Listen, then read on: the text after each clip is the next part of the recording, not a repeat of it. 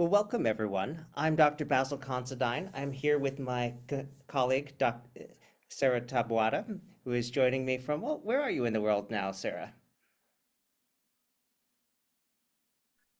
Ahoy, I am in Seoul, South Korea, Hmm. just So hanging on out. this axis for subjectivity and objectivity, you are objectively further west than I am, but subjectively, you have better food around you. Yes. It is one of my personal subjective pet peeves, and I mention this because that is the object of our discussion today. It is one of my subjective pet peeves that most of the food in Washington, D.C. does not taste the way that I think it should, and that they are very mild on the seasonings. Mildness is usually not a problem when it comes to Korean cuisine, so I hope that you've been enjoying many flavorful and lovely dishes. For Yes, it's a good thing that there's a lot of walking happening, or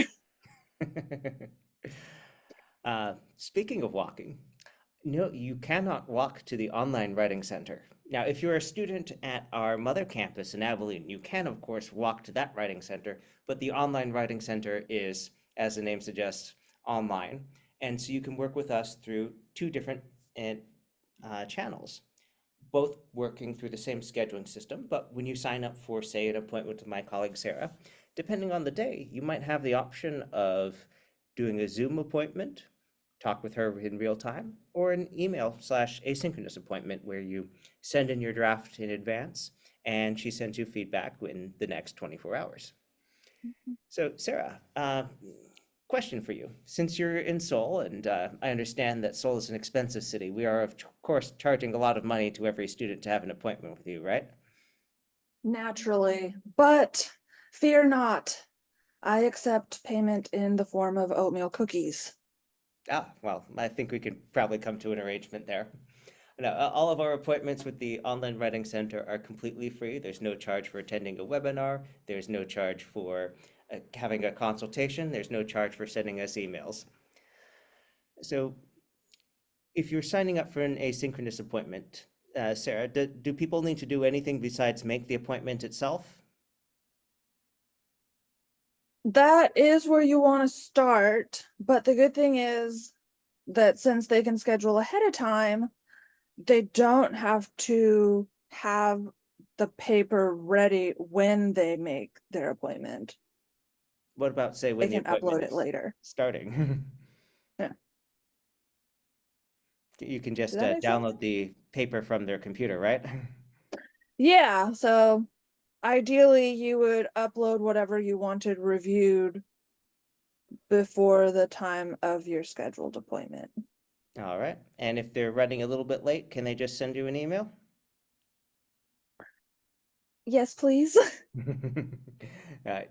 A couple helpful links in case you're not familiar with some of the other resources at ACU. I always want to highlight that we have access, and any member of the ACU community, student, faculty, staff, has access not just to the Microsoft Office suite, but to the Adobe Creative Suite as well. What we're going to be talking about today is an assignment coming from CSDO 226. So this is the phonetics lab, of course, and it involves reflecting on a artifact, a podcast. And so this is a great occasion to talk about some things that we sometimes have to do when working in APA style.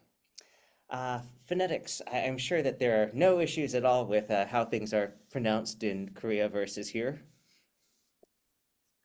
No Oh, changes at all. no, I would never dream of that. It's not been an issue at all. All the words just roll right off my tongue. All right, so this assignment here we see starts with a sort of preamble here. This text here, the purpose of this assignment is to identify and explain the connection between phonics, phonetics, and phonological awareness, and to describe the importance of phonological awareness to reading and writing development. And you're doing this specifically by writing a reflection paper on a podcast. Now, we'll come back to how you cite the podcast here and how you might cite individual episodes, but let's just take a quick look at the arc here. So there's instructions to review your notes from each episode. So if you haven't listened to them yet, you should definitely be taking notes as you go along. And that there is a very specific prescribed structure for this assignment. The instructor says, use this template or this order to plan out your paper. And so let's just break down these different elements here. So we have, for the body of the paper, we have 5 major sections. And of course, since you're writing in APA style, you need to have a references section. But these 5 sections are basically the introduction, summaries in turn, summaries with your insights or revelations. So not just a summary of your thought, but some commentary on this. In our Beyond Summary Analysis and Synthesis webinar, we would call this your analysis and your synthesis. The analysis being the things that you realize about how that is important, and the revelations, the synthesis, how you connect it to something else, such as teaching phonics.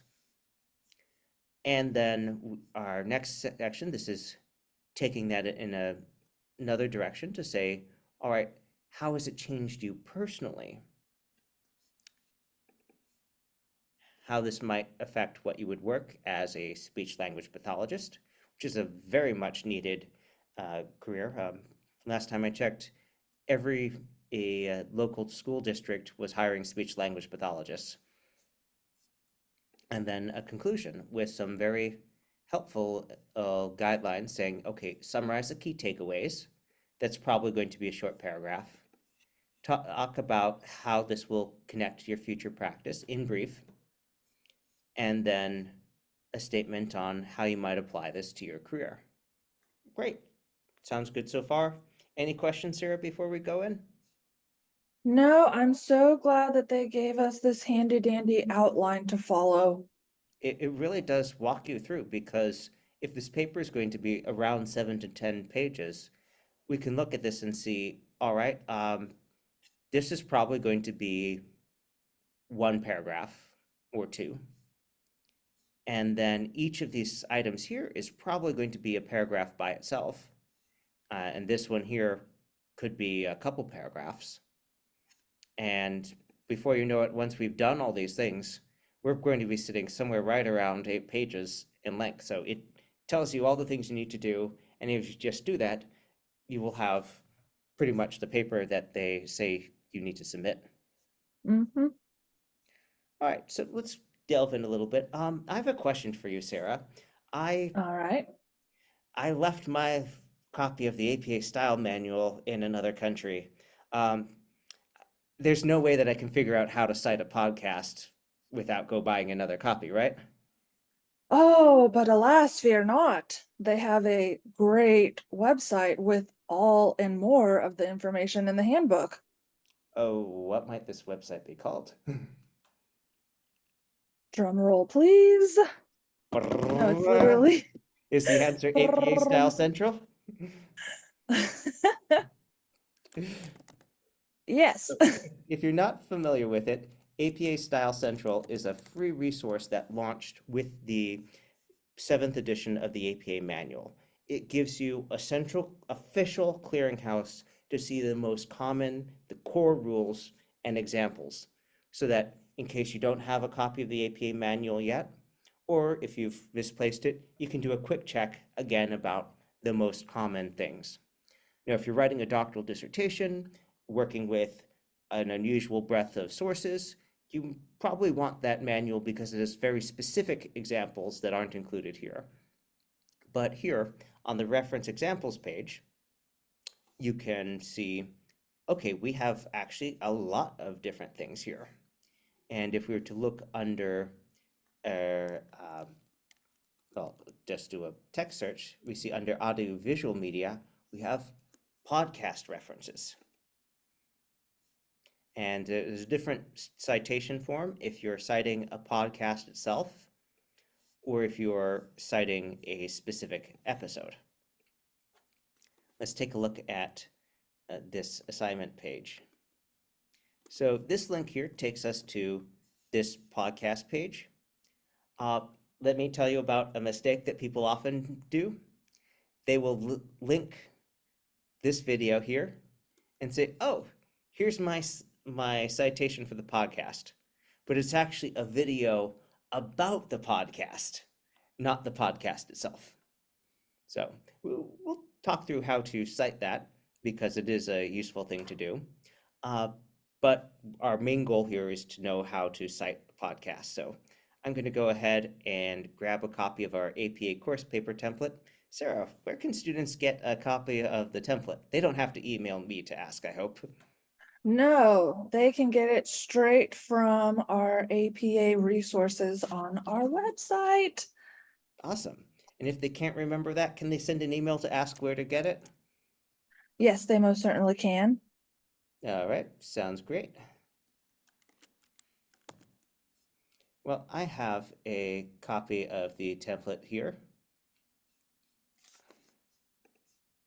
Do you have it saved to your desktop? I do, and I make a copy each time I'm making a new example. So you can fill this in here. This particular assignment doesn't require an abstract, so you can just delete this page here. And then, of course, you'll put in the title of your paper here, and then the body here. And we're going to Now, go, might we just copy paste the awesome outline they already provided us with? that sounds like a big time saver. Let me go ahead and add that here.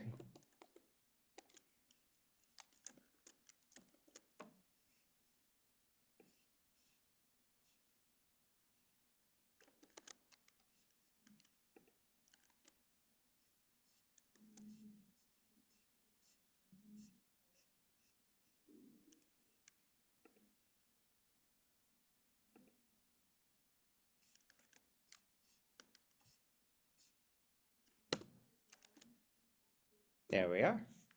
There's our outline, and I'm going to take these instructions to the references and move that to that section just to make sure we get all those things. All right, so first up, we are going to work on citing that making of video. So there are a couple details that we need to get first. One, we're going to need the name of the channel. Gosh, Sarah, I'm just having so much trouble seeing everything here. Where do I look for the name of a channel? Well, what is the information right below the video? There you go. Oh, Ding, ding, ding, ding, ding. APM reports? Okay, I could grab that. And the name of the video I see is right here. The Yep. story behind Sold a Story. Sold a Story being a proper noun, so it should be capitalized that way. And then I see we have this handy dandy share button to get this link here. All right, so and if we click on more, that is going to give us, oh, hey, this was updated recently. Mm. All right, I guess it's breaking news. Hey. Oh, wow. That is super, super recent. All right, so our first off, that's going to be our name of the channel, APM Reports. And because this is a podcast, we have more than just the publication year. We also have the month and the day here. And then our title is going to be The Story Behind Sold a Story. This is a video. And I feel like I may have left something out. Sarah, can you help me out here? Yeah. What site is the video on? Oh, right, YouTube. There you go. We have our Yay. author, our date, we have what's it called, and because this is a proper noun, although the title overall is using sentence case, sold a story as a proper noun is capitalized that way. And then we have the platform and the link. All right, great. So what about the other podcast episodes? Well, if we go ahead and look at this page, if we're citing just the podcast in general, which has many episodes, all right, we're going to follow this first example here. And what some people do is they'll just go ahead and they will copy this and replace it in their document because that makes it easy to see what Easier. goes where. So just make sure you do actually update it or you'll be citing something that you did not actually look at. So in this case, sold a story. Uh, you might be looking and wondering, where is all this information going to come from? And so if we head back to the website, thankfully, if you clicked on, say, this transcript link here, this will bring us to something that says, oh, yes, so that particular episode came out there, and give us some additional information on who is creating it. So sometimes this isn't as obvious, but we can also do things like we can click on these links here to see additional information. And so we see APM reports, the same thing as the channel, is credited as the author here. Now, there may be more than one. You might have a host, in this case, Emily Hanford, but if it's a podcast where they don't have a host listed, then you can go back to the larger corporate author. So in this case here, we have our author information here and just one host here. So we'll go ahead and replace that. So that's Emily Hanford. And in APA style, what do I do with the author names, Sarah? You would do last name and their initial. So rather than Emily Hanford, Hanford, comma, E. Got it. Yes. And this podcast was starting in 2022. So we have to update that. And I believe, based on our seeing a brand new update there, that it is still going on. Mhm. But let's do a double check there.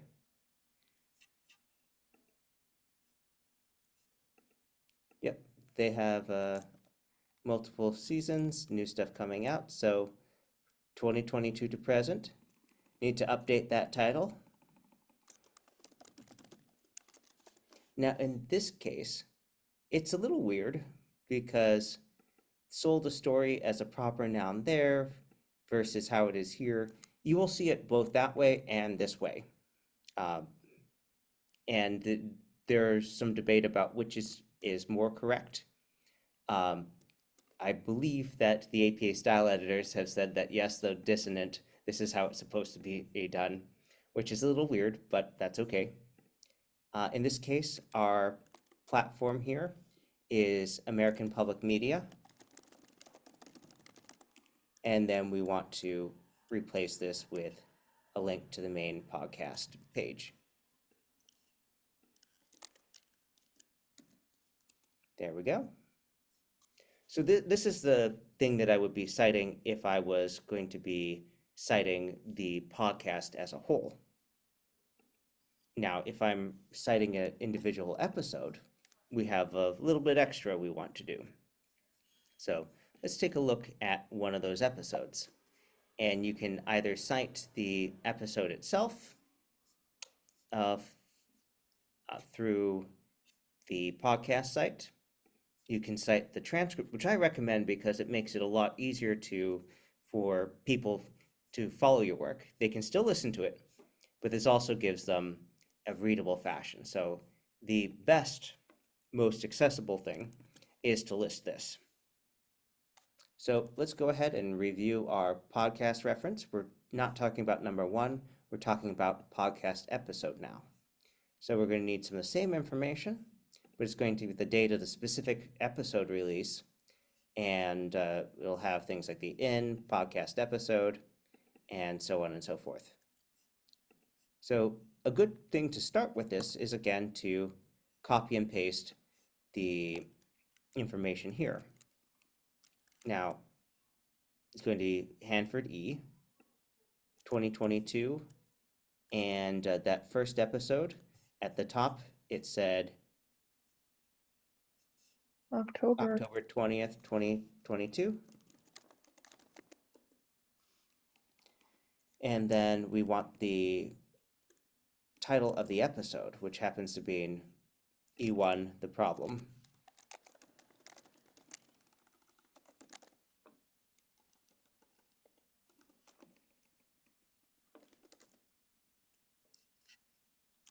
Now, there's that question of what are we putting in here?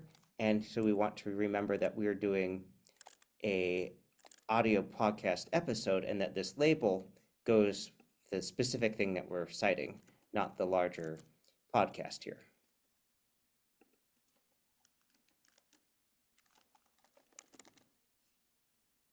And then make sure to update your link.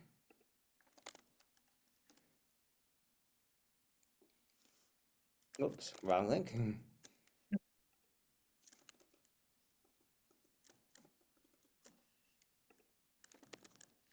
There we go.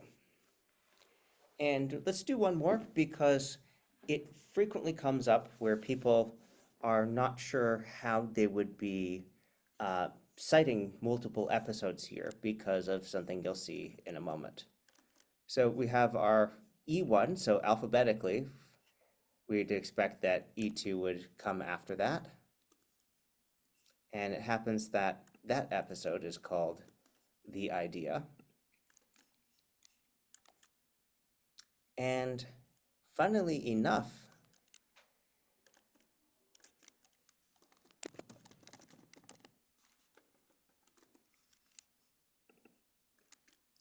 that was also released on October 20th, which makes this an excellent example for what we're going to talk about, which is when you have multiple things that share the same publication year, we label the first one alphabetically sorted, and so these share the year, the month, and the day.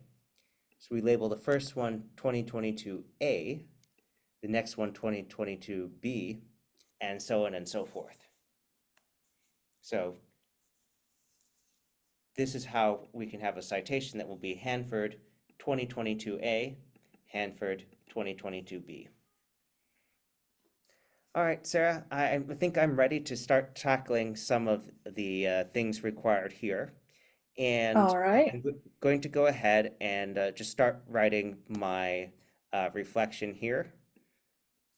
And I'd like you to let me know if I'm not doing the right kind of writing in each one. Deal? Deal.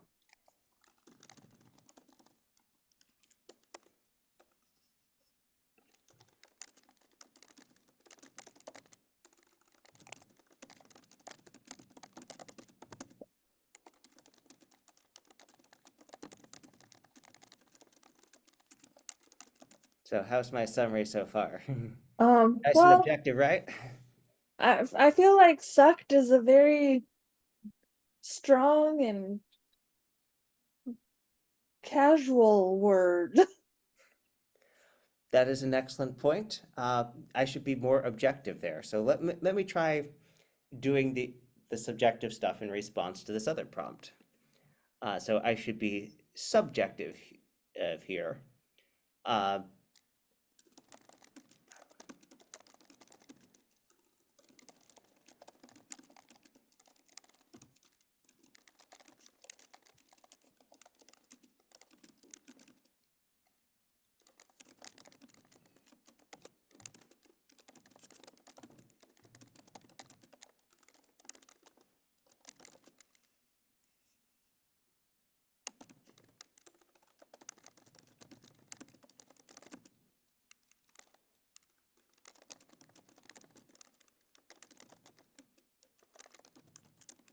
So it's set to talk about insights, so I've highlighted some insights about my listening preferences. I'll get full credit for this section, right? Well, what does it say at the end? Highlight any insights gained from this particular episode. You mean I need to be writing about the episode? I thought it was Yeah. subjectively about me. No, it's about how you feel about the episode. But I wrote about how I felt. And did you write about the episode? Okay, fine. Let me give this another try. Um,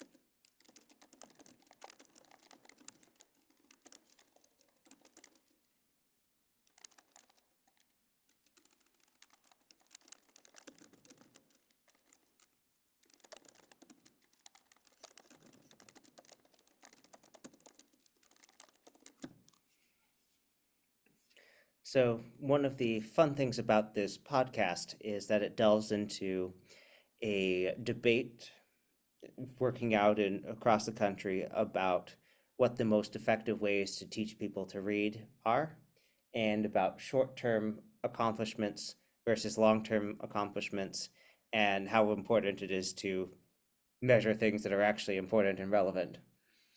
One of the fun things about the literacy education debate is that you have a figure, Horace Mann, who was a great innovator in American education and also had this idea called whole word reading that works very well for a certain group of readers and not well for many others. And it's become a very popular one since the 1980s. And that has not always worked out well for all the readers. So this is the place where you would be talking about things that you have learned, and especially if something was a revelation, a surprise, or a source of understanding. And whatever that is, that's going to be your honest reaction. But you want to make sure that, as Sarah was coaching me here, that it be specifically grounded in gain for the episode and not just idle observations about myself. Hopefully, you're able to listen to a podcast and enjoy it without needing lots of explosions and true crime, because at a certain point you run out of murders. All right, so here we have this question here about the connection between struggling readers and social/emotional problems. And this is the kind of thing where it's a great opportunity to do what this is talking, bringing in additional sources, ones that are uh, talking about some of these things. And without going too far down the rabbit hole, let's go ahead and do a quick search here. So we're going to go to Google Scholar. You could also be doing this search in the ACU library catalog. And I think often you will want to be doing it in the ACU library catalog, so you'll have access to more things that you can uh, download immediately, that read and see summaries and abstracts that aren't necessarily available just with open access across the internet. So I have a number of search keywords, and I'm just taking those and looking at this. And my goal is just to see what's out there, because there are many sources that will be relevant to here, but I want something that's relatively recent. So I'll check for the last 5 years. Still got more than 5,000 results, so we're not overly limiting that. Let's just take a look. You know what? We're seeing stuff in a number of countries. I'm going to add United States into the mix here. Still got more than 2,000. And so this one's specifically about people with reading difficulty. This one about persons with dyslexia. This is a meta-analysis about looking at the body of literature and trying to see what that is telling us. And other foci here. But let's say we had this article here, and we decided, based on reading this abstract, that this was relevant to what we're going to talk about, and so we're going to reference and cite it. So we have a link here to the full text. We'll follow that. And it turns out that the whole journal article is available free of charge through the US Department of Education website here. Great.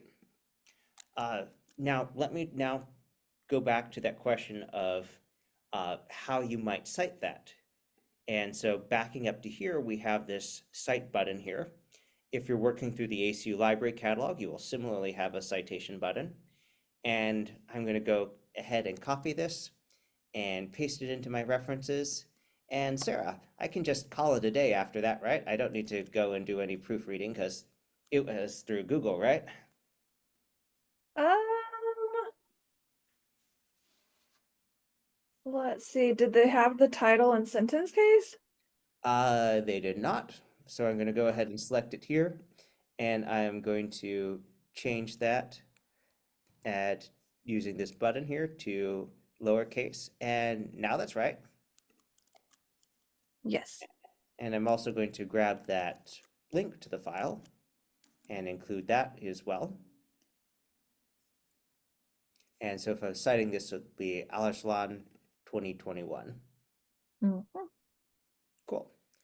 Minimum of 2 additional sources. All right, well, I guess I should go back and get another one while we're doing this. Yeah.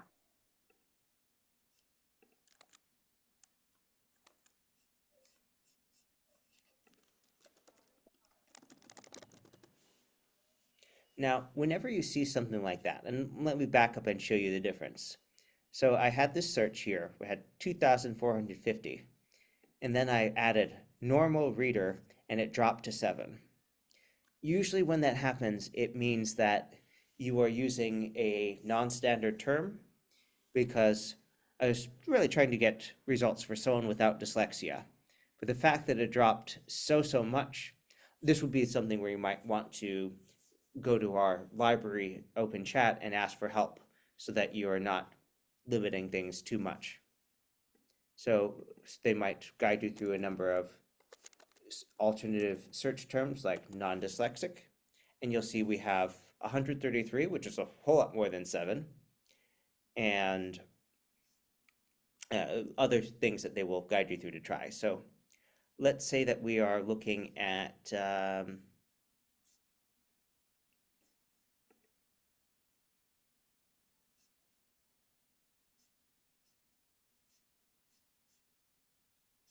well,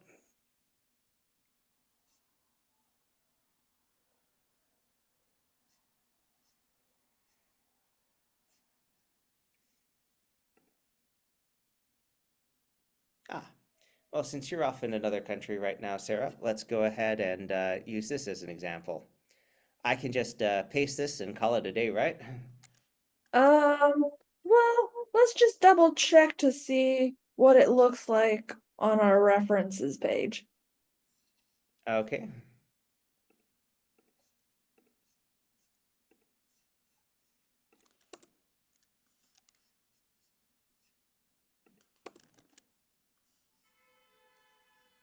That does not look right. No. Let me try that again.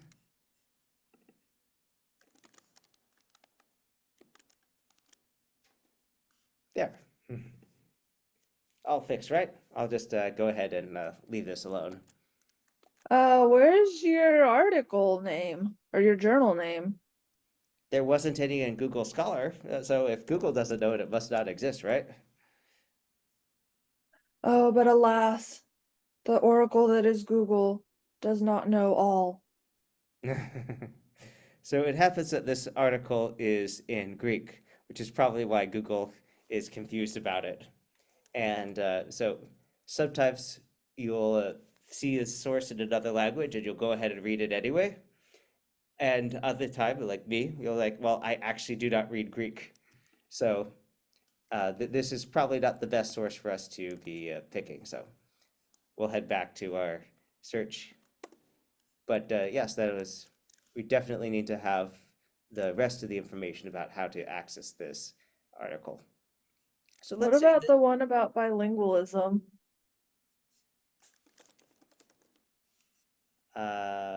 let's see, was that this one here? Yeah, that one there. Well, let's take a look. Is it in English? So that is a doctoral dissertation, and it is in fact in English. Cool. Ah, all caps. No, no, no, no, no. Do not like. All right, so if we are going to be doing this, we need to cite this as a doctoral dissertation, which, okay, we can find the instructions for that on APA Style Central. But let me go ahead and grab this information and we'll get started.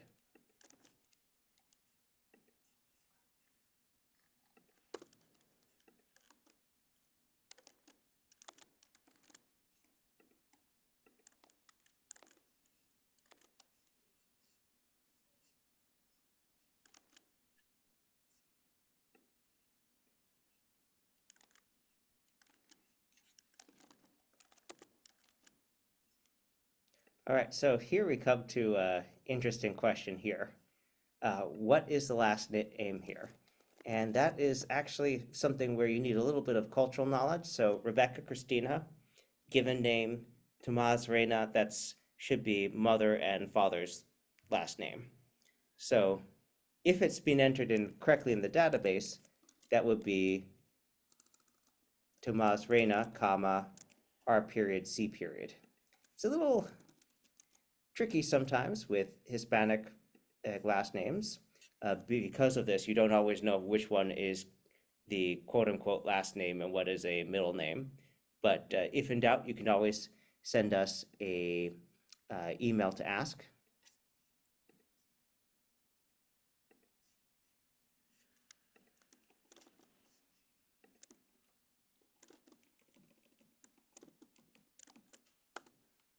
All right, so what else do we need here? Well, we're going to need the name of the university.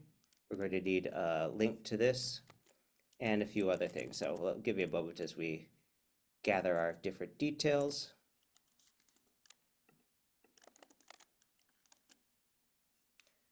All right, so doctoral dissertations. Let's head over to APA Style Central.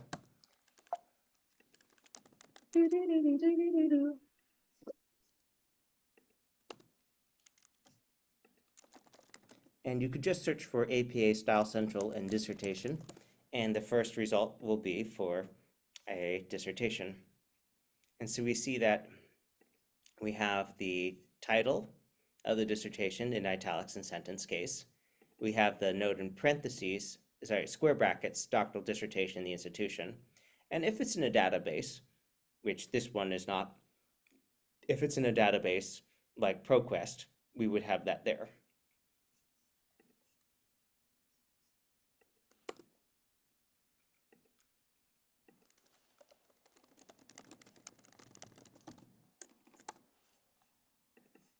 And here, rather than retype it all manually, you can just use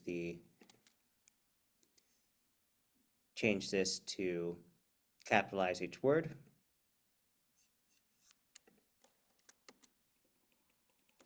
And then fix those to be aligned with the language convention. Italics. And there we go. We have the dissertation there. All right, well, let's go back and take a look at some of the other things here. So here we have the application and future practice. And one of those questions is how much to write about this. And this is a good question to ask before we dive in. Before you start writing, think, generally speaking, how much space you are going to be spending on this. So here we'll say roughly 1 page, because each of this can be a paragraph in itself.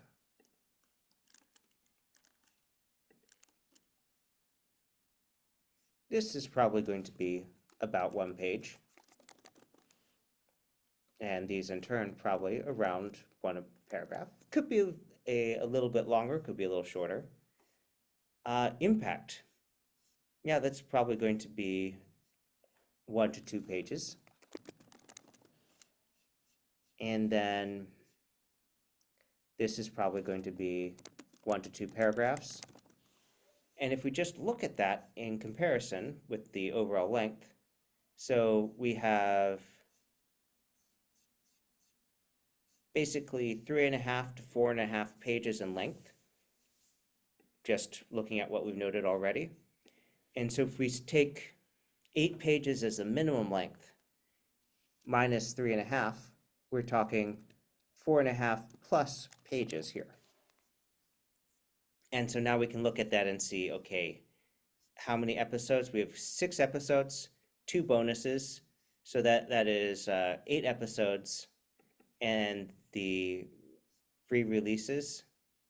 So that's 9 things. And so that's roughly half to a little bit over 1 page per episode. And so we get an idea, okay, it's not supposed to be a couple sentences. It's probably going to be a 2 to 4 paragraphs.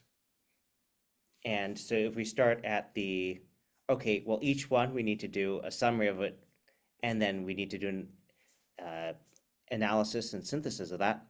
That tells us, well, it's probably going to take a paragraph, and it's probably going to take a paragraph, which lines up with this length guideline here. You might have more to say, it might be a longer paragraph for some episodes, but we get an idea of, okay, it should be at least that level of detail, which is really helpful for not writing too much and also not writing too little. Because if you did a short version and you got to the end and said, okay, I only have 4 pages here, that's going to take a lot more work than if you were writing that detail in from the start. Last thing I wanted to do before we wrap things up, wanted to highlight a couple Writing Center webinars that delve into some of the things that we've been talking about. Do you have any recommendations for webinars that people should check out, Sarah? Well, if they're concerned about sticking to APA, we have some great webinars about that. But Beyond I see they summary. missed the intro to APA webinar. That was last month. Well, they'll just have to Ah, wait till next semester, right? no, it's right there on our website. Oh, look, link to download the slide deck and watch the video. Yep. Okay. Well, anything else they should be paying attention to? Let's see, Beyond Summary would be a good one since they're having to synthesize and talk about all these different episodes that they've watched. Okay. I see we have recordings of that available and slide decks to download. And then if I take a look here for synthesis, we see that there's actually a whole bunch of other webinars on that. All right. Well, I think we're almost done here, Sarah. A couple questions for you. All right. How far in advance can you make an appointment for the Writing Center? 2 weeks. 2 weeks. Okay. If I notice that there are that everyone signed up for appointments, am I totally out of luck, or do I have any options I can do? There are options. You can obviously reach out to us via email. Mm-hmm. You might look at the week after. Okay. And of course, And all our resources that we have. is there any way that I can sign up for like a waiting list? Why, yes, there is. Oh, well, I guess then if all the appointments are taken, I can sign up and see if there are any cancellations. Well, that sounds better than refreshing the page every 30 minutes or so. Yes. All right.